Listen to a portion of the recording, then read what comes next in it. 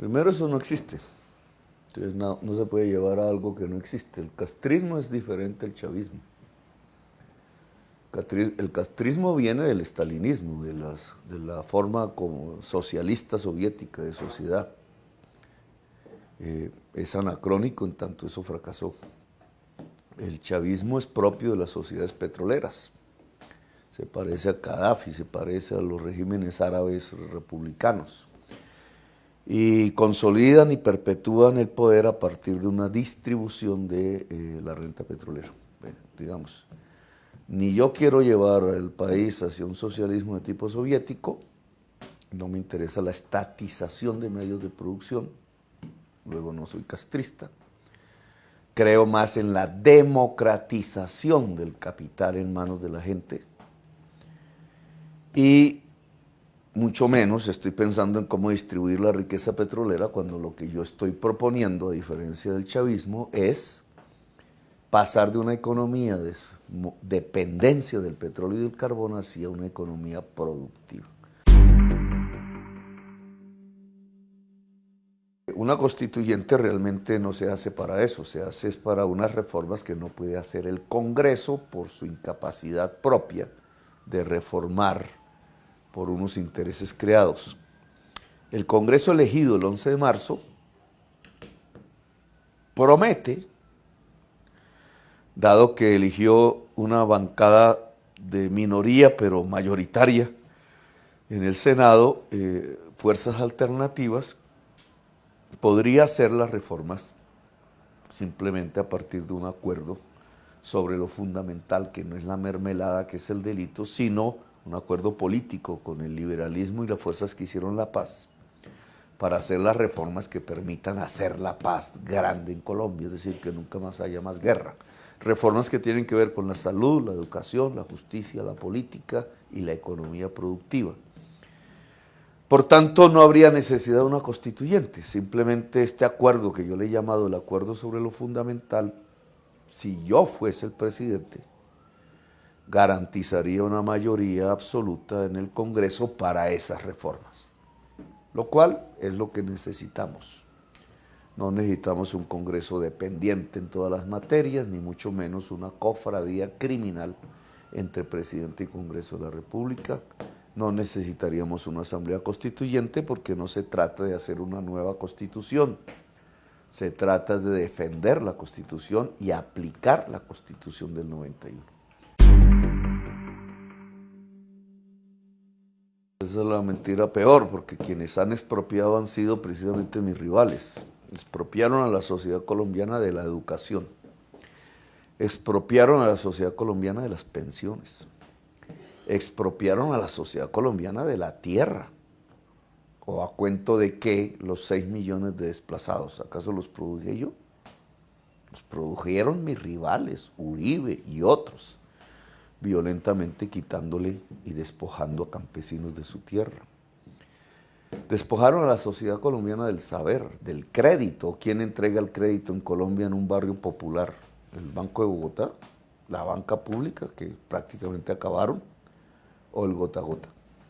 Eso se llama expropiar a la gente. En cambio, fíjense que en mi gobierno, como alcalde de Bogotá, no expropia a nadie. Ni para hacer una obra pública expropia a nadie.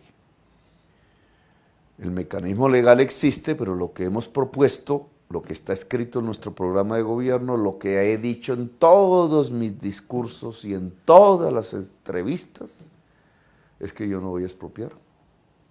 Los que dicen que yo voy a expropiar son los expropiadores, los corruptos, que a partir de mucho dinero han puesto a circular en correos, asustando a la gente para que no vote por mí. Gente que tiene un taxi, que tiene un salón de belleza, que tiene un restaurantico, un negocito, diciéndoles que yo los voy a expropiar. Lo que sí hablamos es de cómo comprar tierras, que lo hace el Estado todos los días en las ciudades, cuando compra tierras para hacer una avenida, para hacer una reserva, para hacer un parque, para hacer una edificación. Pero yo lo dije respecto a la tierra que, siendo fértil, está en manos improductivas para propiedades de más de 500 hectáreas. Si el Estado puede comprar una casa para hacer una avenida en Bogotá porque el Estado no podría comprar una finca improductiva para entregársela a los campesinos. Cuando estaba al orden del día el levantamiento armado en Colombia, hace varias décadas, cuando vivíamos bajo el estado de sitio y bajo una dictadura, y no habían posibilidades pacíficas, se acababan de robar las elecciones de la ANAPO. Y entró esa decisión para los jóvenes que en ese momento queríamos cambiar a Colombia, pues había la posibilidad de entrar a la FARC. No, yo no escogí entrar a la FARC, yo escogí entrar al M-19 por una razón fundamental. La FARC expresaba un proyecto político estalinista de socialismo soviético. El M-19 defendía un proyecto democrático, que a la postre usted puede leer en la Constitución del 91, porque el M-19 derogó la Constitución de 1886 y creó la Constitución de 1991. Si no lo hice siendo joven, ¿por qué lo iba a hacer ahora? Cuando ya ni Unión Soviética existe. En esa medida es absolutamente falso el que nosotros respondamos a las FARC. Ese invento lo creó Uribe cuando yo hice mis debates sobre la parapolítica, es decir, sobre sus vínculos, los de Uribe, con el narcotráfico en el departamento de Antioquia, que generó lo que hoy llamamos el paramilitarismo y que mató más de 200.000 personas. De hecho, la acusación más grave que se hace contra Uribe es que en su propia hacienda ocurrieron asesinatos, la hacienda Huacharacas. Hoy han pillado a Uribe otra vez en un delito porque le grabaron tratando de modificar testimonios de sus mayordomos en su hacienda Huacharacas, porque precisamente están confesando a la justicia que ahí se cometieron asesinatos.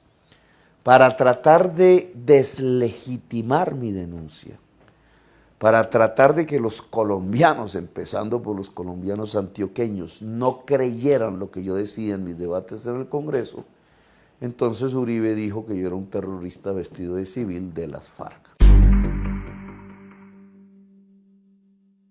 ¿Qué es populismo?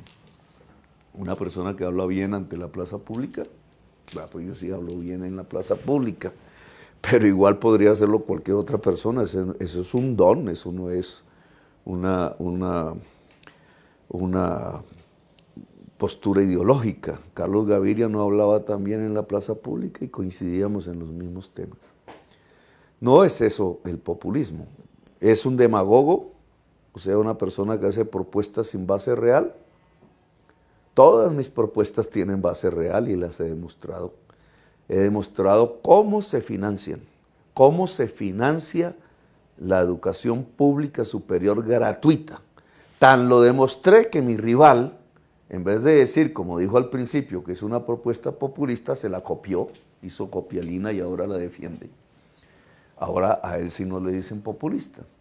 Pero la copió porque se dio cuenta, y sus asesores más que él, que la propuesta tiene base real y se puede hacer, y que las juventudes y la clase media iba a votar por Petro si él no se robaba la propuesta.